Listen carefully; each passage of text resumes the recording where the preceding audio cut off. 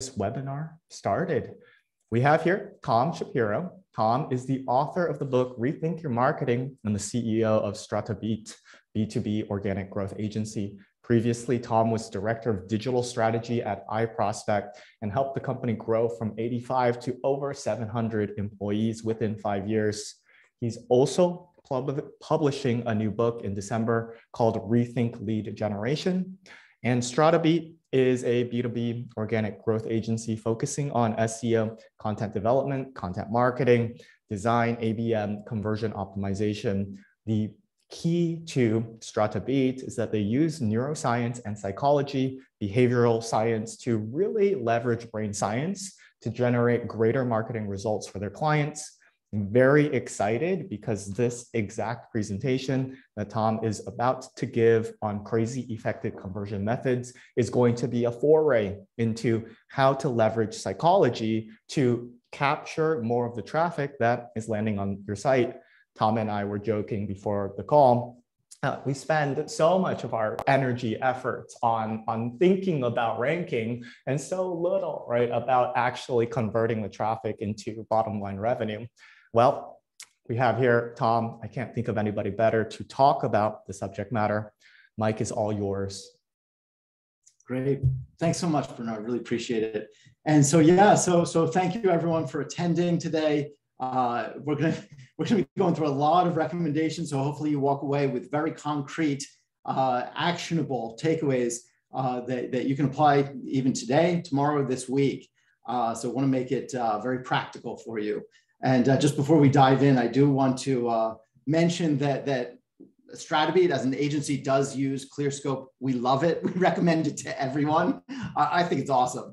But with that little advertisement, let's dive in. Yeah. So the big thing with conversion optimization and looking at ways to generate more conversions from your content is to really take a step back and see where we're at today.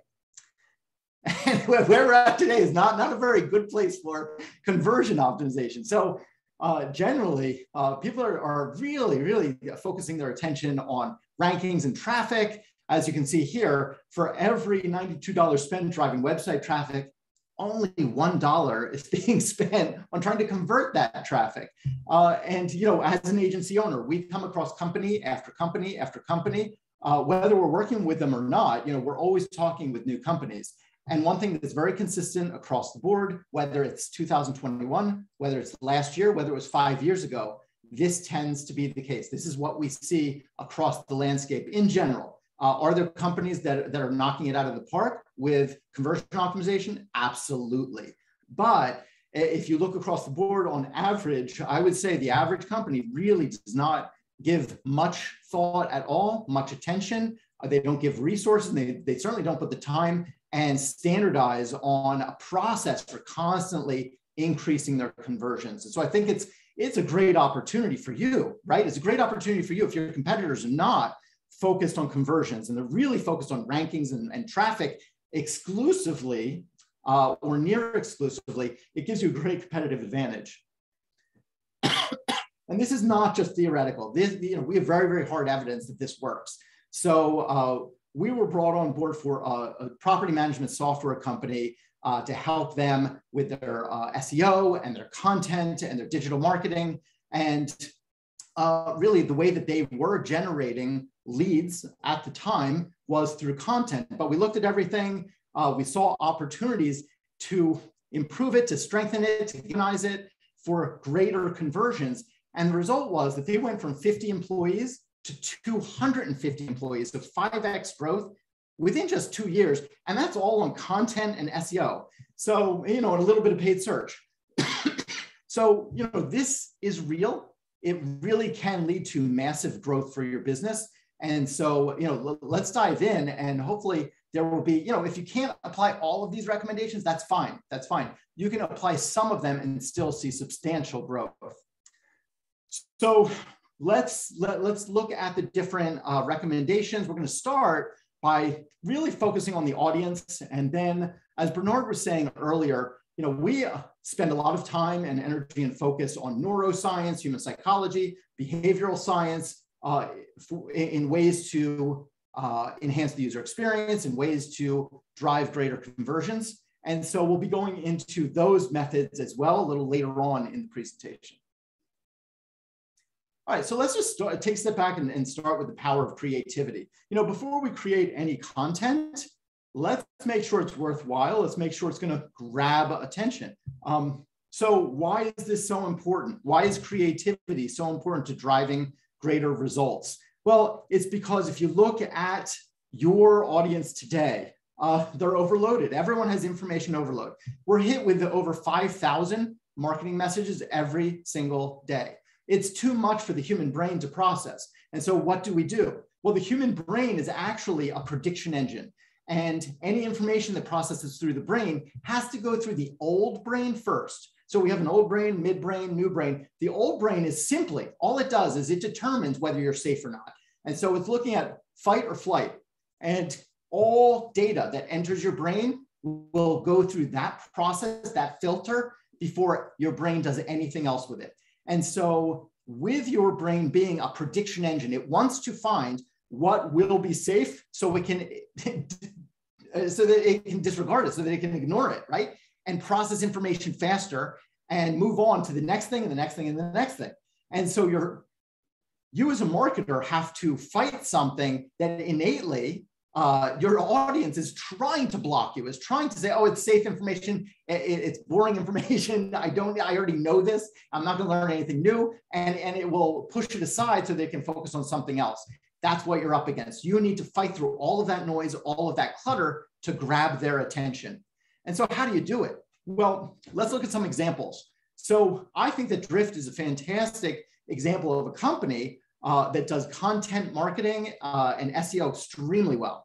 So if you look at their library of books that they offer, they have over 40 books. So it is extremely audience segmented, right? So everyone has something that is very relevant to them.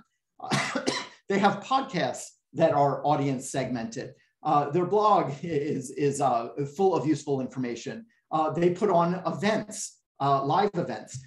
They also have an insiders community with over 45,000 members. So lots of interactive, engaging content there. So it is really just, a wonderland of content marketing.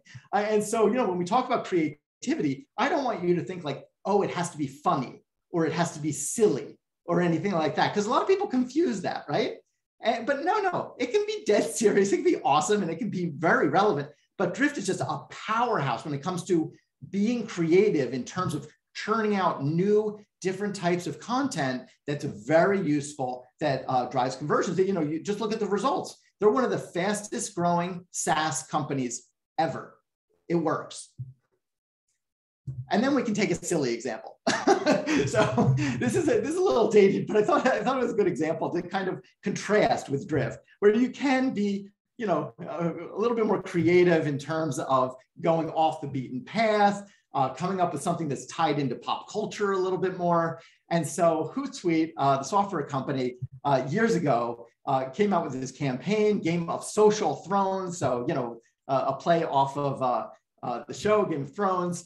And, they came up with videos, their main video was watched over 1.3 million times, infographics, blog content, things like that, all off of piggybacking off of what was popular with pop culture.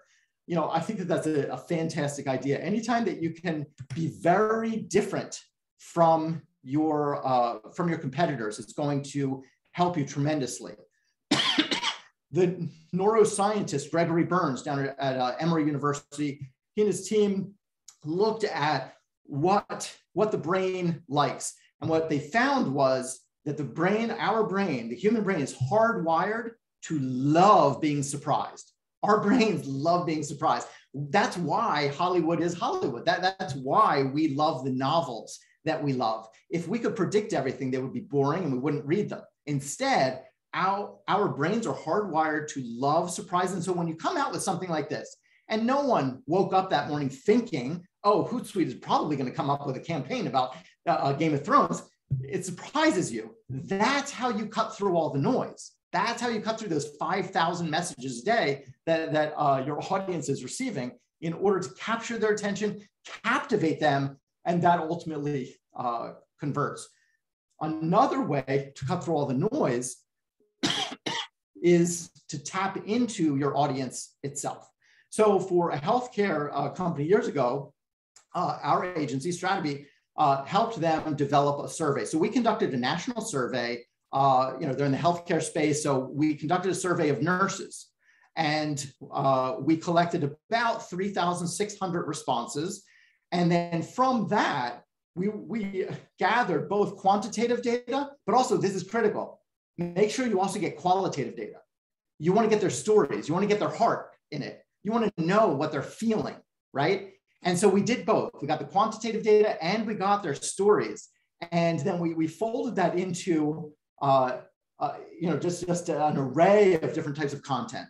We produced a report. We produced multiple slide shares. We produced an infographic.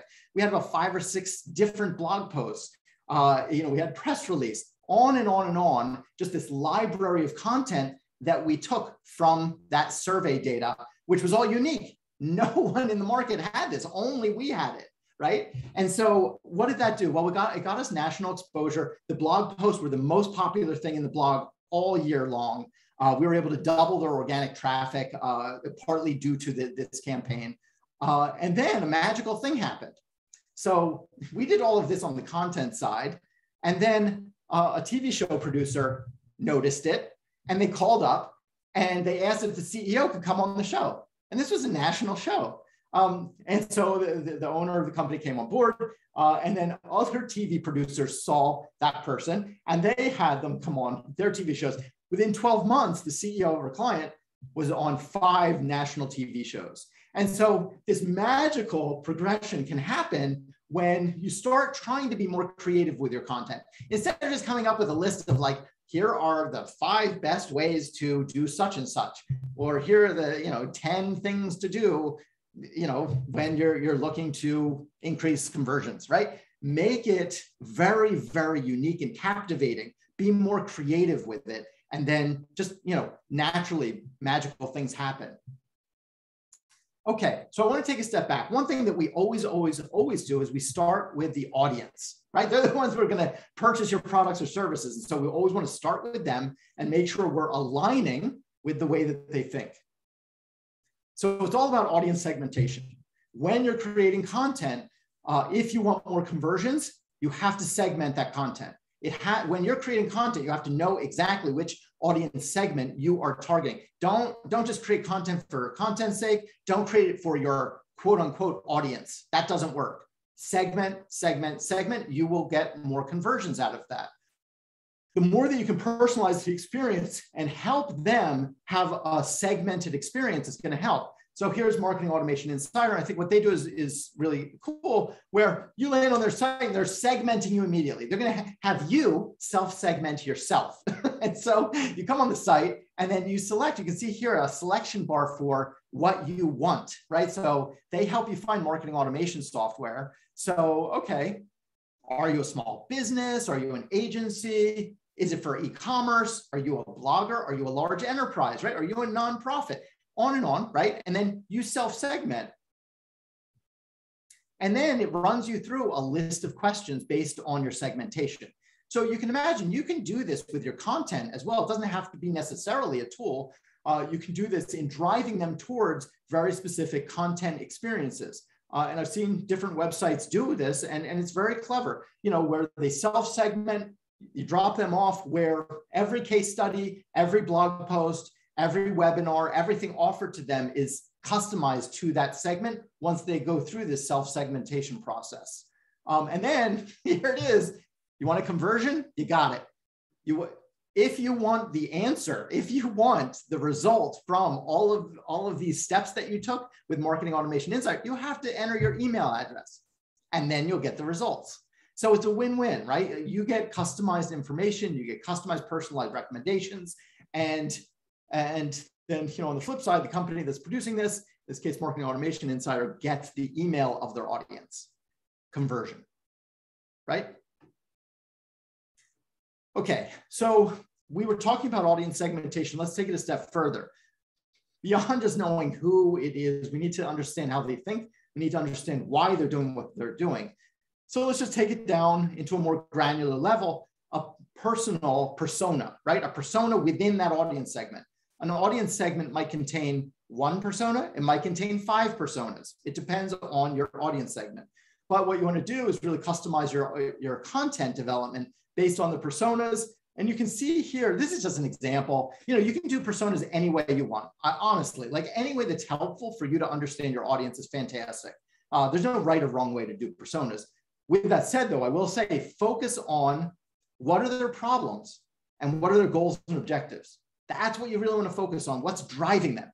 What's driving them to action? Because, you know, I've seen certain persona templates where you have to know the name of their dog and you have to like know how old they are and things like that. And in a lot of businesses, that is not actually what drives the sale, right? In a lot of cases, for instance, if I'm looking for marketing automation software, just to play off the prior example, it doesn't matter how old I am. I could be 35, 45, 55, who cares? It doesn't matter what the name of my dog is, right?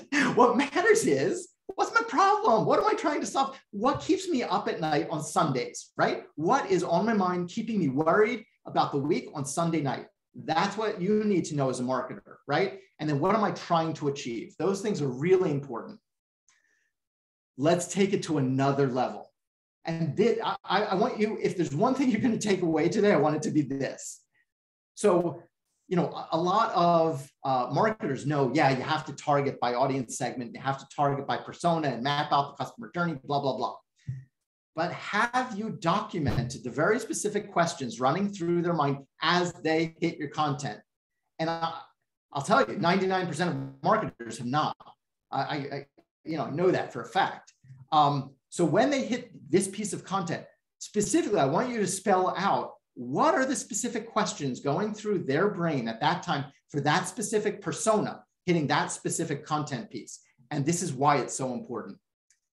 So the psychologist, Alfred Yarbus, ran some really interesting eye tracking studies where he had a group of people. He separated them out individually. So he would only show a painting to one person at a time. He showed the same exact painting to every single person. So you would think that they all would consume the information in the painting the same exact way. And remember, this is eye tracking. So it's seeing what they're digesting when they're looking at the painting and what they're not looking at in the painting. So you would think with the same painting across everyone that everyone's eye tracking pattern would be the same, right? Why would it be different? Well, I'll tell you why it's different. Because of the questions going through their brain as they're looking at the painting. So he would ask a question and a different question to different people. And depending on the question that was asked, their eye tracking was absolutely different. For example, if he asked, you know, how old are the people in the painting? Then the viewer would only look at their faces and would not look at anything else. If he asked, well, what's their status in society? They would look at their clothing and the furniture, but mainly the clothing, and not look at their faces. So you have to know as a content creator, you know, you're developing web pages, you're developing content. If you don't know the specific questions that are running through their mind as they're hitting your content, you will never know what they're noticing and what they're not noticing on your page. That's why it's so critical.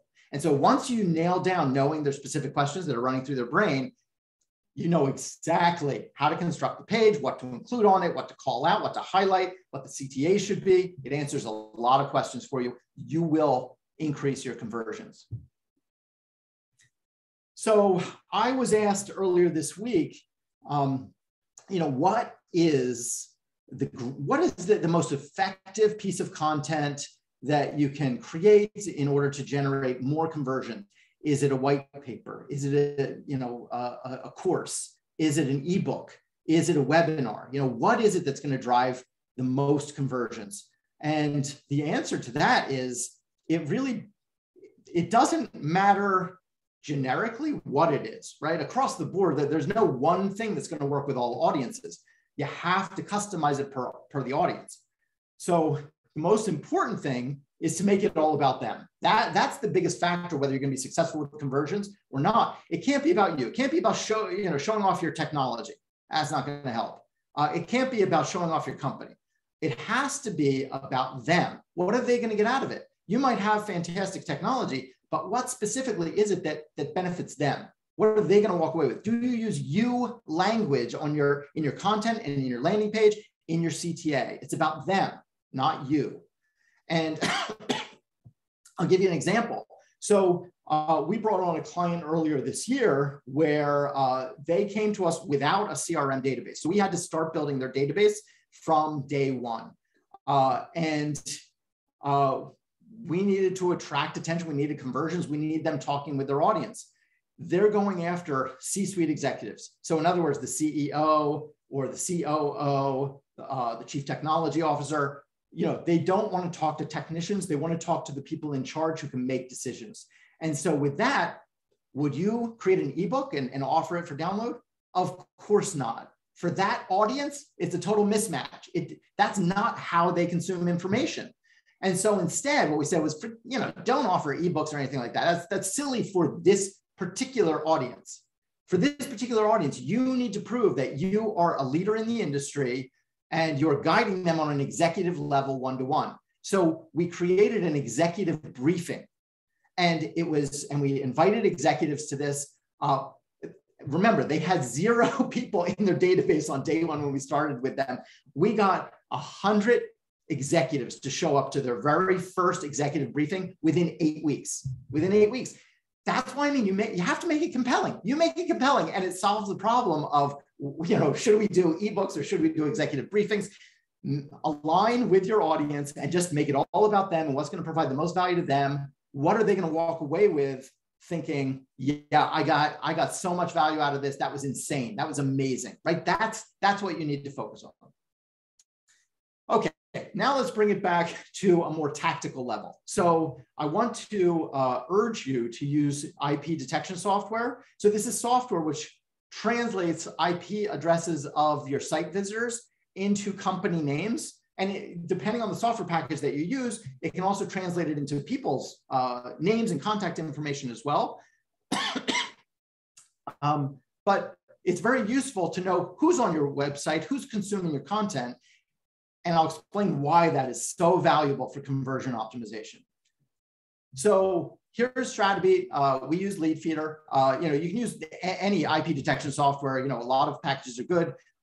We've used Lead Forensics in the past as well. Fantastic. Leadfeeder is fantastic. And certainly with any marketing automation software, you're going to have IP detection for those in your database, not for those outside, but in your database.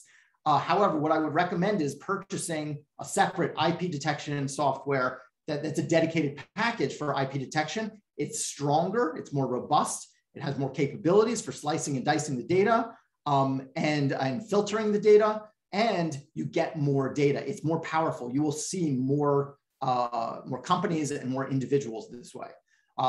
This is the very, very first thing that I do every single morning. First thing. And look at our IP detection software, and I want to see who was on our website. And then I see who was there. It doesn't necessarily mean I'm going to do outreach, right?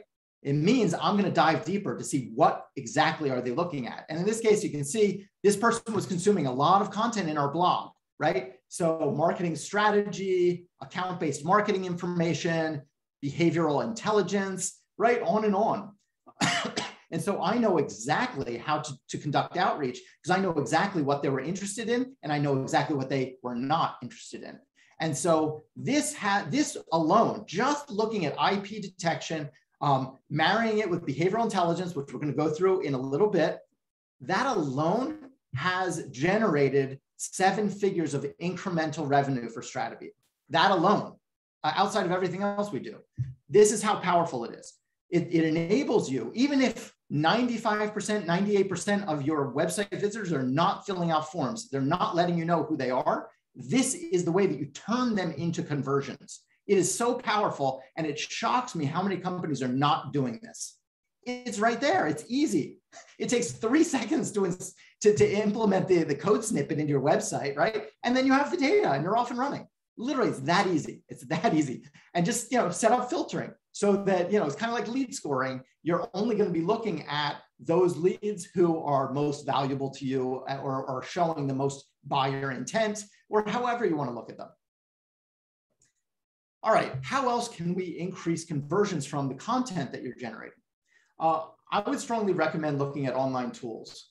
So, we looked at the tool earlier today for identifying marketing automation software. The sky's the limit with what you can create. I think that HubSpot did a fantastic job with the persona builder, right? You go through, it's very, very useful in terms of building personas for your business. And at the end, they capture your email. It's just it's a win-win, right? You get a persona and they guide you through the whole process. And so if you're new to it, it's invaluable. It's invaluable to them because one, they have your email. Two, they know your personas. So for HubSpot, it's a big win as well. And I should also say that with online tools, this is more on the traffic generation side, but obviously the more qualified traffic you have, the more conversions you'll have. Online tools, we have found to be probably the number one or number two generator of inbound links. It's just a fantastic method for generating tons and tons and tons of high quality links to your site. And so I would encourage it from that perspective, but also from the perspective of, capturing their email. And then original research. So again, this ties into driving traffic, but it's also a fantastic way for you to absolutely cut through all the noise, stand out, differentiate yourself, which leads to, one, it leads to thought leadership, but then also because you are being such a leader and being recognized as a leader, it drives conversions, I believe, as well.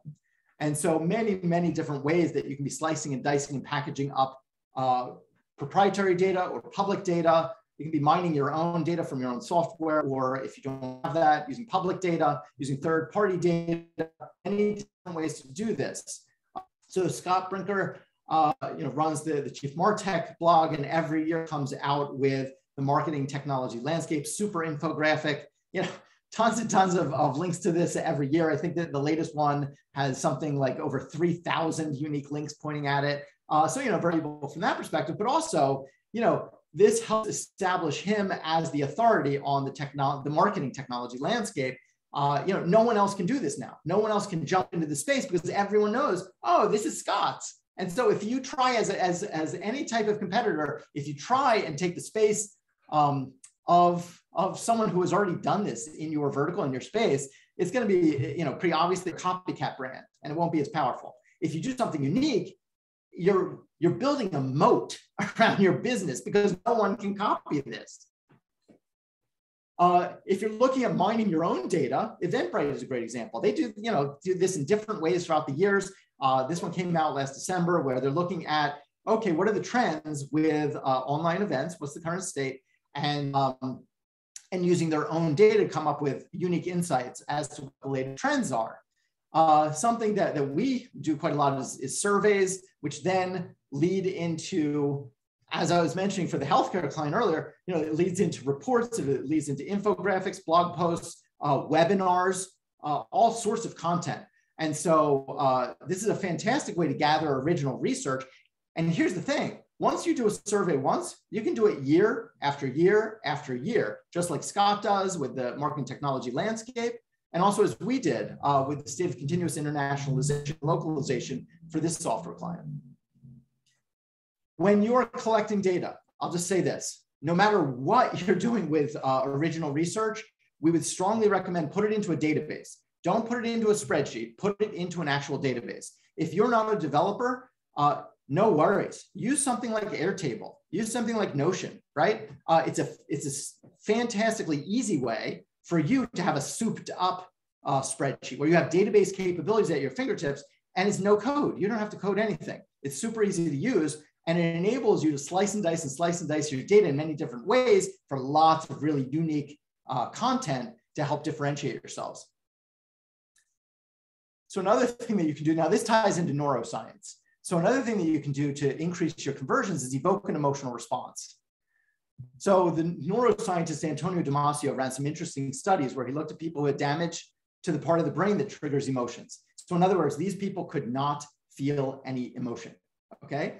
They couldn't feel happy, they couldn't feel sad, they couldn't feel angry.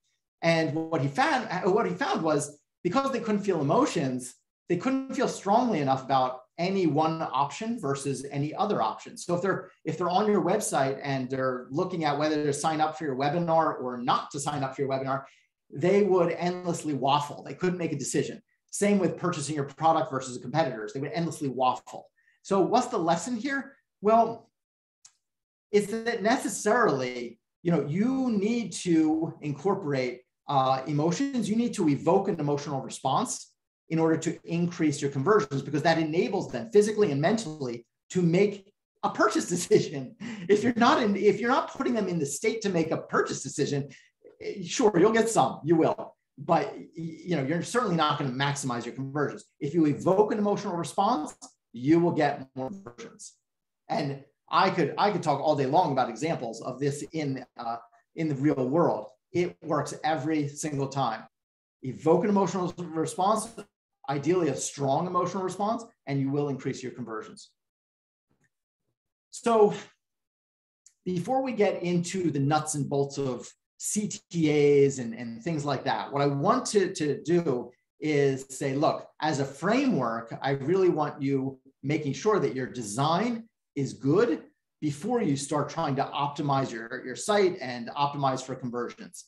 Because if you have a poor design, if it's a weak design, especially compared to your competitors, you're going to waste a lot of time and energy for fewer conversions. Whereas if you first take the step of building the foundation, having fantastic design, you're going to tee yourself up for success, and you'll be able to capitalize on all the conversion optimization that you're doing.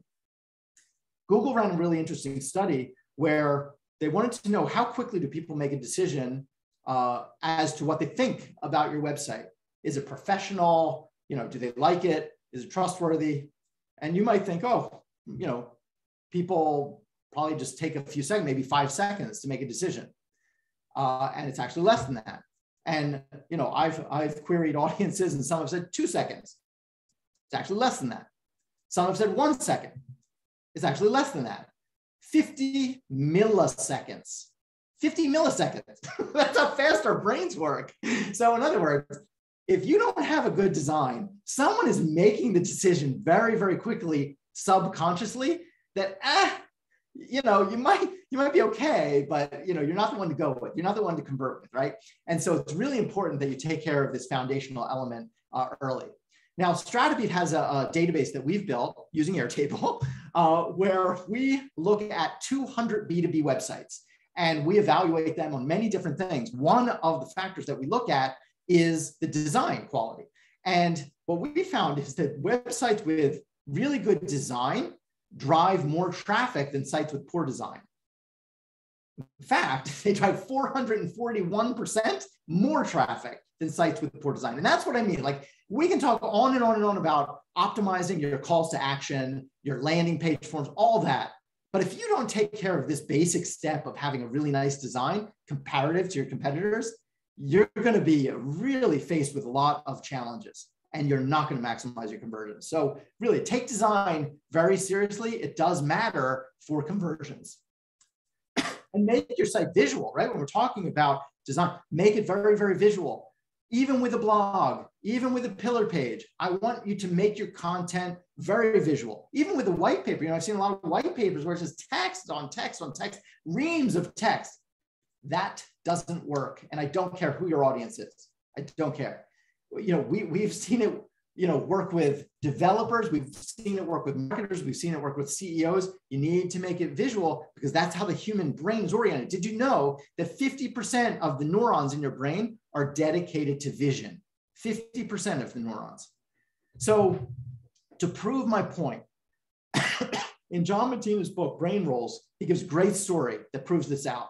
So a group of neuroscientists brought together 54 of the world's best wine tasters, okay?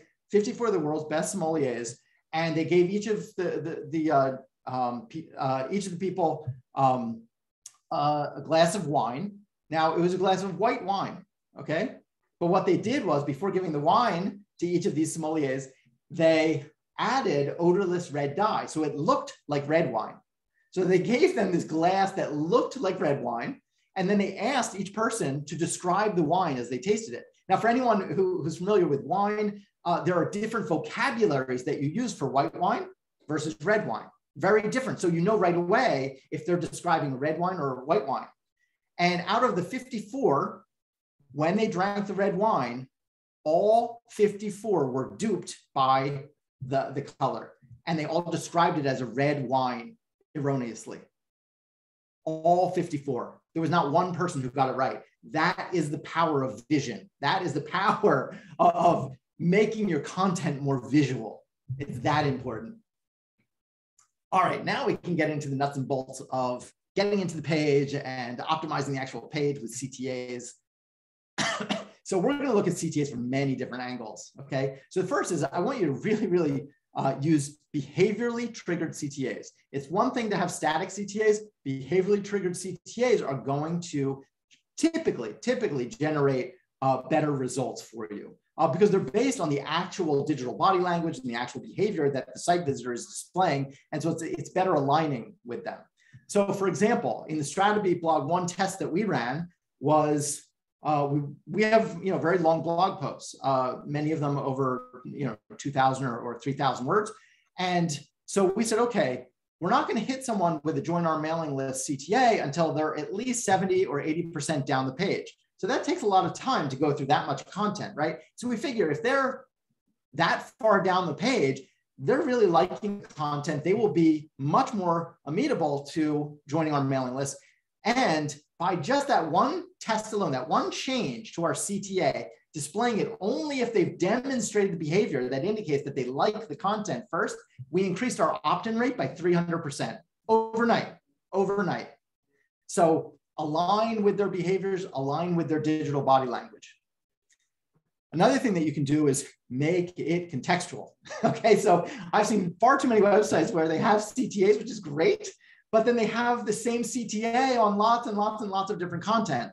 That doesn't really work. I mean, sure, you will get some conversions. You won't get many. You won't maximize your conversions. So customize them per the contextual relevance of the page. So, as an example, so here's a blog post that we wrote, transforming your blog into a lead generation engine. So it's all about lead generation. And then, hey, what's our ending CTA? Drive more leads, right? So there's a perfect match there.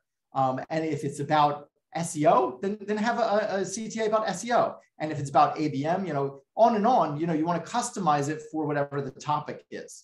And it doesn't have to be a visual CTA necessarily. Mix it up on the page. Have different types of CTAs because some people will respond to text-based CTAs, others will respond to visual CTAs. It all depends on the person. It all depends on what they're reading and how they feel as they hit upon that CTA. So definitely mix it up. Have more than one CTA on the page without a doubt. And then another interesting way to test your CTAs is to have sequentially triggered CTAs. So just because someone clicks through on a CTA doesn't mean that they take the action, right? They might click on a CTA but not finish the action, such as filling out a form. So if someone clicks on your first CTA, so let's take a look at this opt-in monster example. They had an offer, a special offer on their website. If I click through on it, but I don't sign up, I don't register, they hit me with a second CTA later, trying to bring me back, trying to get me to convert. And so this is something that you can do. Don't assume that just one CTA is always enough. If you notice that a lot of people are clicking on your CTAs, but they're not really taking the final step in converting, they're not submitting, they're not registering, they're not signing up, try this sequentially ordered CTA process. Another thing that you can do, you see this a lot, is exit intent CTA. So as soon as they're about to leave your website, here's another example from Opt-in Monster, hit them up with a CTA, and it doesn't necessarily have to be sign up. It can be, I have a few questions. Help them, right? They're obviously leaving for a reason. I love what Opt-in Monster does here, where yes, you can get started, you can sign up, but they give you the option. If you're not ready, as many people are not going to be ready, and we just have to be honest about that. Okay. Hey, I have a few questions first, right? Give them the opportunity just to ask questions, just be helpful. Okay, just being helpful is a great way to increase your conversions. So you can see, you click through, got a question, and you're still going to grab their email address. Okay, Behavioral intelligence. So, this is really looking at behavioral science and applying it to increasing your conversions. So one of the things that we love is behavioral analysis software and applying it to content. What you'll often see is companies will limit their use of behavioral intelligence to product pages or service pages. That's good. This is a good start, and you should do that. And there are so many benefits.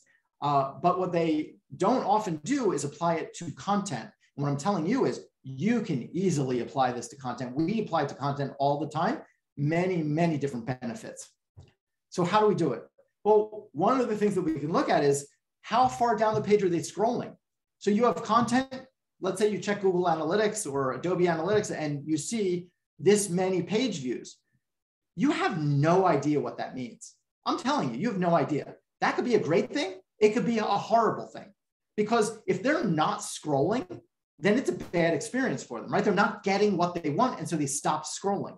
And so we had a client where they came to us and they were bragging about how many page views they were getting on a certain section. We pointed out to them that no one was scrolling, that they were actually doing more damage to their brand than good by driving all that traffic to these bad pages. So you want to make sure that people are enjoying the pages, they're getting what they want out of the pages. And you can do that with scroll mapping. And then you can see page by page by page, content piece by content piece, how far down the page are they scrolling? And then you can assess, okay, do we have CTAs in the right places? Are they even seeing our CTAs, right? So you can see the progression of, how many people are actually seeing this versus this part of the page, on and on as you scroll. And then that can help you organize the content on the page. You might have really important information that they're never seeing. You might have information that you'll need to display horizontally instead of vertically to make sure that they're seeing every component of, say, a series or a suite. And wherever you have a very strong conversion event, in this case, a sign up, right? It's a purchase for a subscription. Make sure that everyone is seeing it. And if they're not, rethink the design of the page. So scroll mapping is very, very critical. We can also look at clicking and heat mapping, right? So what are they clicking on the page? What are they spending their time on? Where is their attention on the page? Because even if they're scrolling, we still need to understand, okay, are they spending more time on this paragraph or on that paragraph over there? Scrolling data alone doesn't tell us that. Whereas heat mapping and click mapping will tell us what they're actually doing in each layer of the page. So here we can see, okay, the authenticity paragraph or section of this blog post is getting a whole heck of a lot of attention. Maybe we should add a CTA to this. Maybe we should move this up the page. Maybe we should augment this. Maybe we should highlight a story here, right? Gives you all sorts of new directions to go in to capture their attention, to take them deeper. They're engaged. They're captivated by this. Take them deeper. Look at friction. Where is friction in your content and where are they having a great experience? So you can look at friction scores with this type of behavioral intelligence software. So where are your happy site visitors? Where are your unhappy site visitors? Fantastic. Once we know where people are having friction with your content, then we know where we need to spend our time redesigning, tweaking, optimizing the page for better performance. If we don't know where they're having a good experience and where they're not having a good experience, we're going to try and boil the ocean, right? We're just going to try and do everything. But instead of trying to boil the ocean, let's be more targeted, right? Let's be very targeted. Where are they experiencing a lot of friction today? And then you can see, okay, so what is friction? It can be a lot of different things. It could be rage clicking, where you're clicking, you think it's clickable, and you keep clicking and clicking and clicking, but it's not clickable. And I'm sure we've all experienced that. So that's called rage clicking. But also click errors and mouse outs where your cursor leaves the screen. Maybe you're going to get a cup of coffee, you're talking to a friend, or a fellow employee. You're not paying attention to the content anymore. So all of this indicates a lack of attraction, right? Or a bad experience. And so focus on optimizing those bad experiences first. That's the top priority. Another thing which I love doing is looking at actual video recordings of site visitors navigating through the site. So just to be clear, we're just looking at what they're doing on the screen. We're seeing their cursor moving through the screen. we cannot see their faces. That would be super, super creepy. So just know that with all of this software, what it does is it just captures what's going on your screen. And again, you see this a lot with product pages and service pages. What we don't see companies doing a lot is applying it to content and blog posts and articles and things like that. And what we would say is it's just as useful for content, and you should definitely do it. Here's an example where for our blog, for the Stratabeat blog, a pattern that we notice is people tend to navigate vertically. In other words, they'll go down the page and then they'll go up the page and then they'll go down the page and then they'll go up the page, very vertical motion. So they might go down the page and then want to check on something that they just read to reread it, and then they'll come back. In this example, you're seeing they're going berserk, right? Their attention is all over the map. They're going horizontally, they're going diagonally, they're going vertically, they're going every which way. What we found was this was a common pattern whenever we displayed an embedded video. And so what we found was that they were more engaged when we displayed a video. And the way that we're interpreting this data is, we think with our cursor. And so this was clearly someone was leaning in, they were getting closer to the screen, they were moving out, they were getting a little further away, they were looking at different angles, and they were really into the content, and subconsciously they weren't even aware that their cursor was moving all over the place. So obviously the takeaway there is more videos, right? More videos leads to more engagement. Let's see, I think I'm out of focus now. There we go. So what are some tools that you can use to achieve all of this behavioral intelligence goodness? There's Content Squared, there's SmartLook, Decibel. If you're a large enterprise, Decibel is a fantastic solution. If you're a smaller company or mid-sized company, Mouseflow is fantastic. Look, the bottom line is that all of these packages are great. I would recommend all of them. And it's just personal preference as to which you prefer to use. But the important thing is not which one you use, it's just use behavioral intelligence and you will increase your conversions. Another thing that you can do is build trust. Someone comes to your website, a really important thing in driving more conversions, more people filling out your forms, more people handing over their email address is building trust. And you can do that with social proof. A great book by Robert Cialdini is Influence. If you haven't read it, I would strongly recommend it. And he tells a great story about the power of social proof there. So how many of you watch TV and watch sitcom TV and you notice the canned laughter on every sitcom, right? Every single one has canned laughter. Who loves canned laughter? Probably none of us, right? No one likes canned laughter. So why do they do it? Even the executives at the TV companies, they know that everyone hates canned laughter. They hate canned laughter. So why do they do it?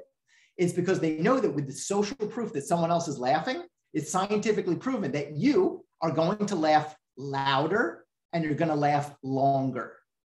It's scientifically proven.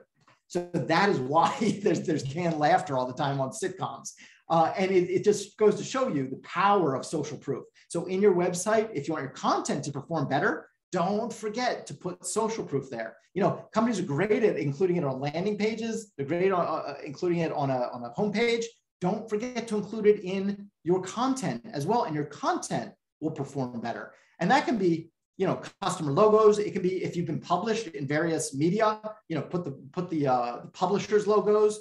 It can be testimonials, lots of different ways to display trust, but it is very powerful. And finally, test. So, all the recommendations that I gave you today, you have to test what works for your own website, for your own content, for your own business, for your own audience. And different audiences, right? Different personas, you need to test. We don't have the answer. No one has the answer. You just got to test to find the answers. We strongly recommend A/B testing as the fastest way to learn. There is multivariate testing as well, which is great. But unless you have a ton of traffic, unless you're a Fortune 500 company, we would strongly recommend just keep it simple. A/B test, because that way you're going to learn the fastest. And there are so many different fantastic testing tools, A/B testing tools. I think that everyone knows Optimizely, but VWO is fantastic. And then there are lots of different tools that focus on a specific area. Unbalanced, for example, focuses just on landing pages. Leadformly and Formidable Forms just focus on form testing. And so, mix and match. And I should also say, we talked about Opt-in Monster. That's a fantastic one for A/B testing your CTAs. So whatever CTAs you have in your content, A/B test them. A/B test them all the time. We love A/B testing CTAs, and sometimes the results are really surprising. So that brings us to the conclusion of the recommendations. I'll just bear with me, and I'll give you a little bit of background on myself, just so you know that there is experience behind these recommendations. So as Bernard mentioned, I'm the CEO of Stratabeat, B2B organic growth agency. So if you're interested, have a book that covers many of these principles in Rethink Your Marketing. It's on Amazon. I'll be talking about my next book, which is coming out in a few months, Rethink Lead Generation. So I'll talk about that in a minute.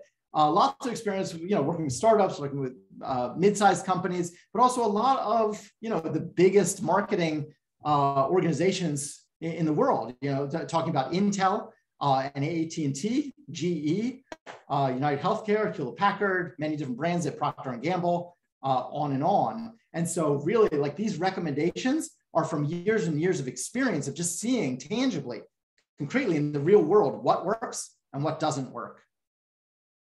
And so a lot of the recommendations that came to you today, they're based on principles, which I'm outlining in my next book, Rethink Lead Generation. So it helps you generate more leads through organic means. And so that includes SEO, it includes content, it also includes some other things like your website itself or referrals.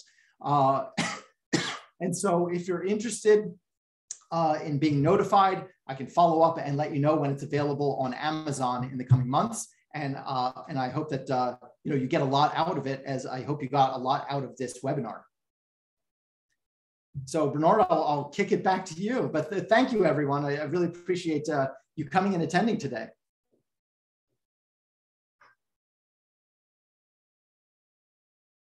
I mean, I was taking notes as you were talking.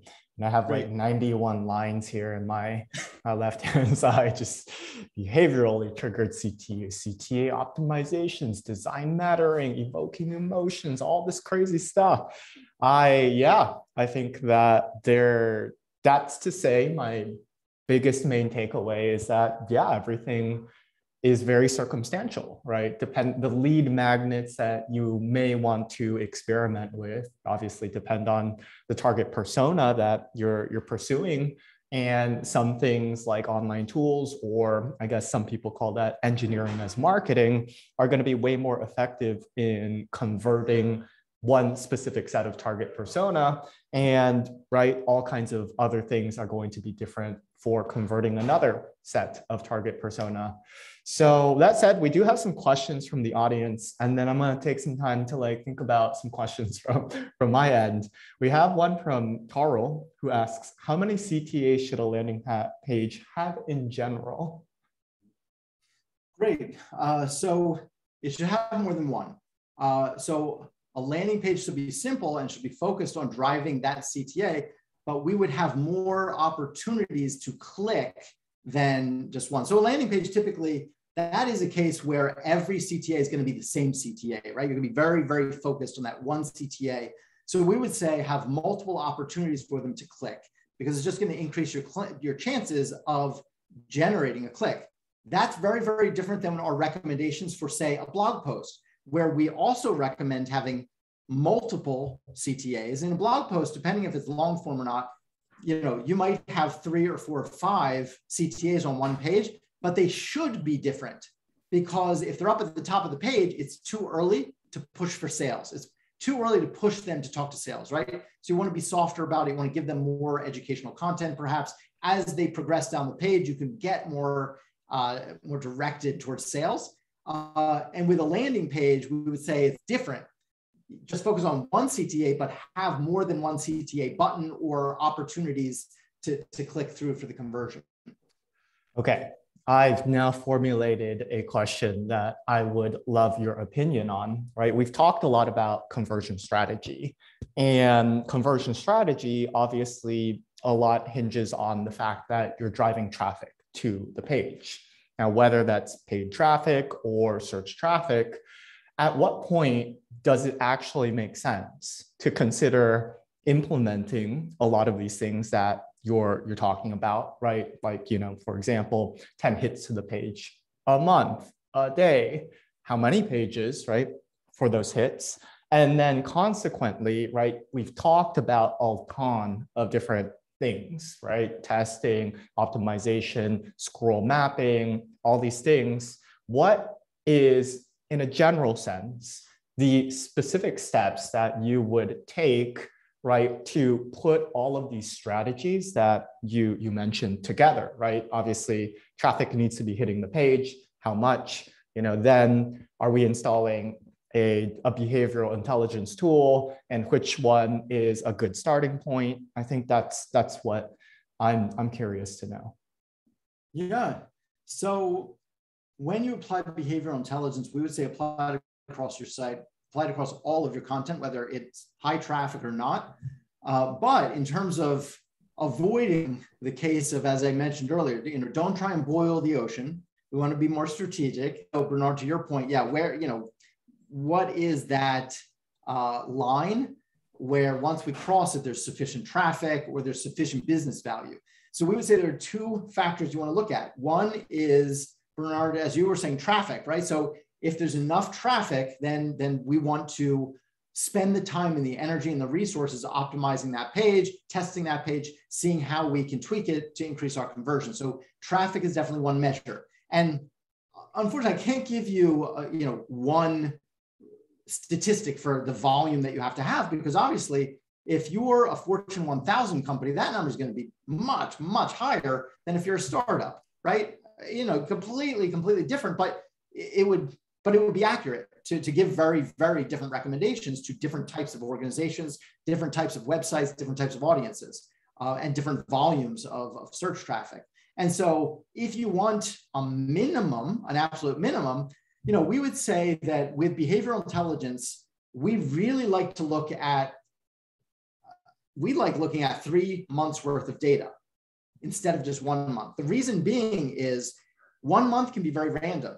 It might not be representative of your real audience. And so the more that we can look at 3 months worth of data, we will have a more sufficient sample size of data, and it's going to be a more representative view. For example, the traffic in December might be completely different than the traffic in January, right? And so you need that broader look at your behavioral intelligence data and a broader sample size of data. So if you want an absolute minimum, we would say you probably want at least 100 hits on a page in order to make it worthwhile for you to spend a lot of time optimizing it. But understand that that's 100 over 3 months, right? And that's the bare minimum. Obviously, if you're a larger organization, you're going to need a much, much higher threshold. So again, it totally depends on your audience and your site and your site traffic. The other thing that I would say is, if you have certain blog posts that convert, that they're a conversion engine, but they don't have that much traffic, we say ignore the traffic numbers, because even if you're only getting a few people a month, if they are likely to convert, if most of those people are likely to convert, that's extremely valuable to you. So it might be a longer tail keyword that you're targeting. It might be a question that you're targeting that's more bottom of the funnel. That's fantastic. Go after it, even though there's less volume, even though there are fewer page views.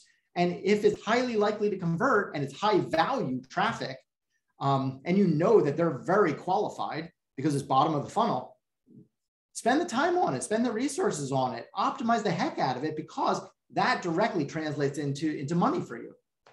Absolutely. Yeah. One follow-up question to this, just what about your thoughts on driving paid traffic to a blog post, right? That to generate that statistical significance that you're looking for to run the experiments on. Just based on everything that you've mentioned, it seems like you've tried a wide gamut of activities. You've probably tried that. What are your thoughts about that instead of driving people to generally what people would call like a lead magnet or tripwire, at least in the internet marketing world, or just some kind of squeeze page, right? It's like, what are the differences that you've experienced with that? Would you recommend that? Obviously, it's something that you test. Probably some blog posts for bottom of the funnel work really well, but yeah, general thoughts or ideas about that. Yeah, so I think if it's top of the funnel and it's very broad and it's going to get a lot of traffic, you just have to be careful, because if you're using paid media to attract that traffic, you're going to spend a lot of money and might not be qualified. So I would be very careful spending a lot of money on top of the funnel content. If it's more bottom of the funnel, if you know that it's highly likely to convert, if it's high value traffic, absolutely, especially if the content is new, right? And if you're not yet ranking on Google page 1 or page 2, if it's taking time, if you're right out of the gate, you just published it, absolutely use paid media, use paid search, use display ads, native ads, whatever you have to do in order to drive traffic there for the short term. Once SEO kicks in and you're on Google page 1, then you don't need to be paying for the traffic anymore. And so we would say shut it off, because organic traffic is going to be so much more cost effective for you, drastically cost effective for you, and it compounds over time. So you don't have to keep investing in it like you do with paid media. Paid media has its place. And certainly, one thing I didn't mention was you can use it for testing, right? You can test anything with paid media really quickly and then shut it off quickly. And so just make sure whatever you're testing, you have a sufficient sample size of data. I've seen too many companies through the years where they rely on this tiny data set in order to make decisions. That's not a great idea. If you're going to use paid media to do a test, get a sufficient sample size. Make sure you're capturing the real intention of your audience before you make your final decision. So yeah, different ways of using paid media, but ultimately you want to be driving organic traffic. Yeah, absolutely. We have a few more questions. Charles here asks, what are good conversion rates? Yeah, so that's going to depend, and it depends on the type of conversion. So, remember, you should be trying to capture multiple types of conversions in your website. So yes, you might want to generate leads, but you can also capture people for your mailing list in the meantime. Not everyone is going to want to talk to you today. It's just, that's the way it is. Different people are in different stages of the customer journey. So accommodate them. If someone's earlier in the customer journey, a mailing list CTA is much more appropriate. And then you can nurture them, right?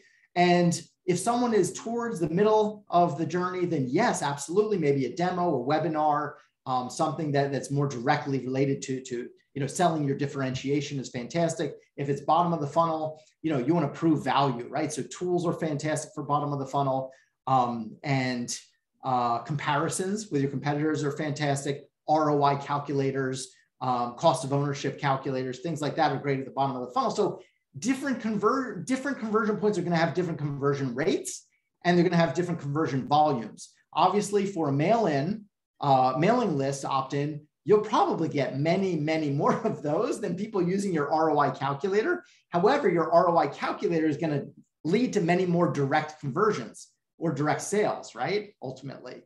And so what I would say is, if you could have a 5% conversion rate, just generically across the board, you're doing really well. You're doing really well. Now, that leaves 95% of your audience who is not converting, right? And so what do you do about those? So I want to go back to the beginning of my presentation when we talked about IP detection. Count those as conversions, because they are. It's just they're not filling out your form. They're not submitting a form. They're not registering for your webinar. They're not signing up for your mailing list. They're just on your site, and then they leave, and you are proactively following up with them. It works. It's very, very effective. But I would say is do not be salesy when you do that.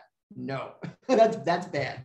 What you want to do is be extremely helpful. And that's all you have to be, is helpful. So you see that ABC company was on your website yesterday. They did not convert. You can still get a conversion, right? Do outreach to the relevant individuals at their company immediately. with very contextually relevant information and just ask, can I answer any questions? Can I help out in any way, helping you to achieve your goals in this area? That's it, right? Yeah. You're not asking them to sign up for anything, and it works wonders. It's amazing. And then your conversion rate goes up, and your true conversion rate to ultimate revenue goes up as well. And I don't know of any company that counts those conversions in their conversion rate numbers, but it's a gold mine. If you go after that audience that is not quote unquote converting on your website, you're going to lead to many more conversions. And if you can count those in your overall conversion rates, then you can take your conversion rates much higher. Yeah. It's always a weighted question, right? There's so many layers of converting, and some conversions are worth way more than other conversions. And of course, it's hard to measure the value of that, but it also depends on your business model. Anyways, it's it's really crazy. Jesse asks, is there a line in the sand anymore between content and community? Or to be truly effective, is the goal to see them as merged as possible? Yeah, so that's interesting. We wrote a blog post earlier this year about B2B content marketing trends. And this is one of the trends that we identified as being very hot right now, is community building. And it seems to be very successful. So your goal depends on your business and how you're measuring success. And so for certain businesses, a community makes no sense at all. Whereas for others, it's the greatest thing that you can do. Are you trying to build a relationship? Is it a recurring relationship? For example, with an agency, we work with our clients for years and years.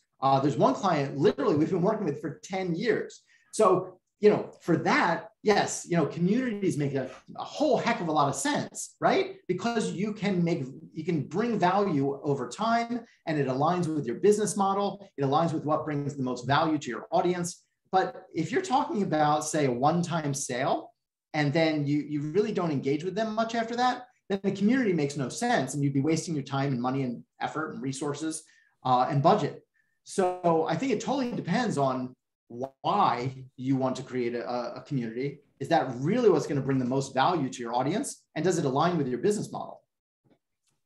That is as spectacular of an answer as I could think of. Yeah, I think it's really just the overall lifetime value, and are you trying to build a relationship? And I mean, one could argue that building a relationship over one-time transactions is super valuable as well, right? If you're a lifestyle business selling clothing, that kind of stuff as well. But if you're focused on, say, the low end, then maybe your resources are better spent doing other activities, right? I think every opportunity needs to be associated with the cost of all other opportunities. And we realize that we're in a finite world of resources, right? We can't do it all. So where does it lie on the priority? All right, 3 more. I'm going to do them in rapid fire because I think you can answer these in kind of succinct ways. We'll start with the easiest one. Carol asks, we often see a bad-looking text-heavy web page rank for some really good keywords. Should we still concentrate highly on design? Yes, I would strongly recommend focusing on design because, again, don't ignore conversions, right? If you want more conversions, focus on design. I feel very strongly in what we've seen as an agency across many different companies. You upgrade the design and you transform your conversions. So I would say, yes, still focus on design.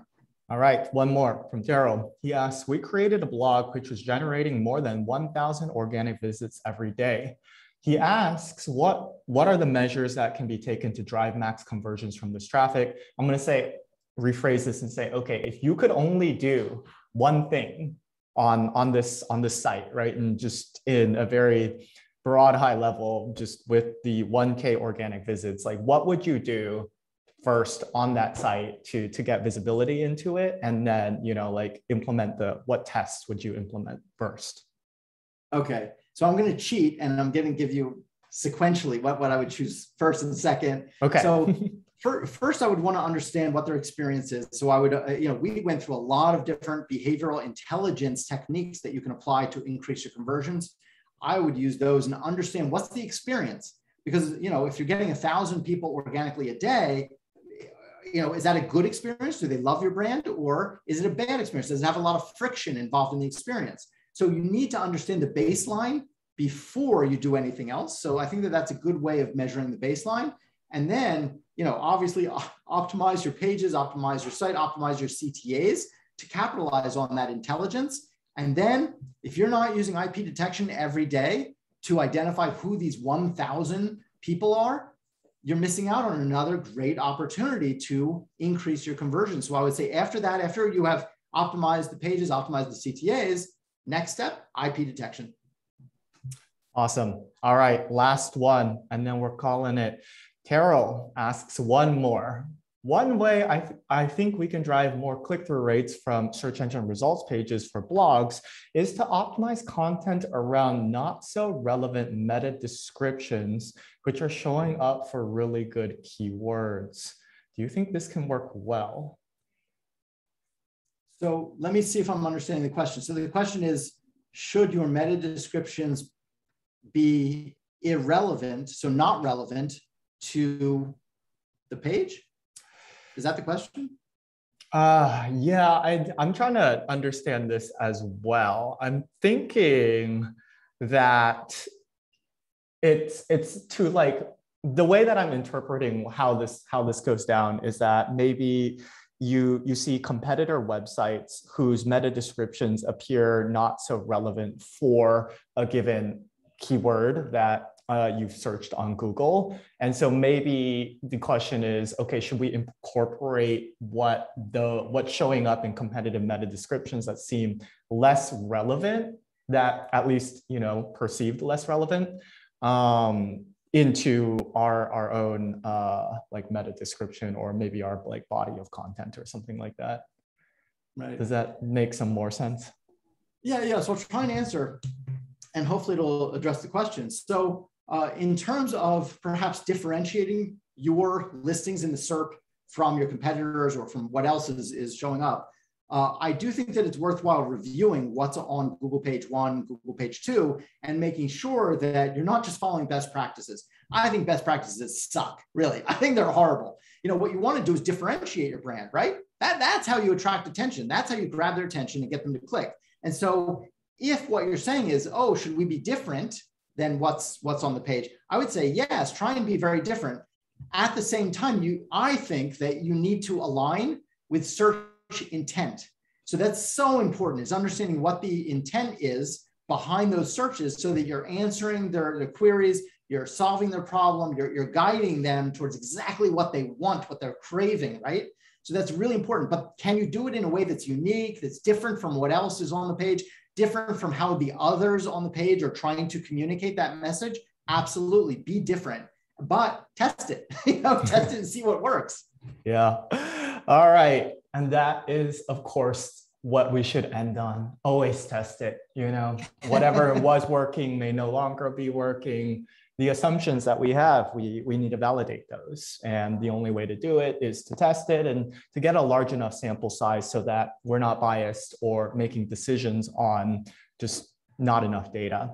So with that in mind, Tom, again, thank you so much for taking the time to chat, for sharing your decades of wisdom with everybody. I think I speak for the comments that we've been seeing showing up. It was amazing. You had so much stuff to say that my mind is still swirling in terms of all of these ideas that I think we could be trying. It's like, oh man, now, right? That's why I was asking about that prioritization. It's just like, there's so much to be trying, like how do we make the biggest impact? But again, all of that is circumstantial. It obviously depends on your business model, that kind of stuff. So there's no good answer anyways. Alrighty, well, I'll follow up with you shortly. And thanks again for being awesome. And thank you, everyone. Thank you, Bernard. Thank you, everyone. Really appreciate it. And it was great. Hopefully you got a lot out of it. Later.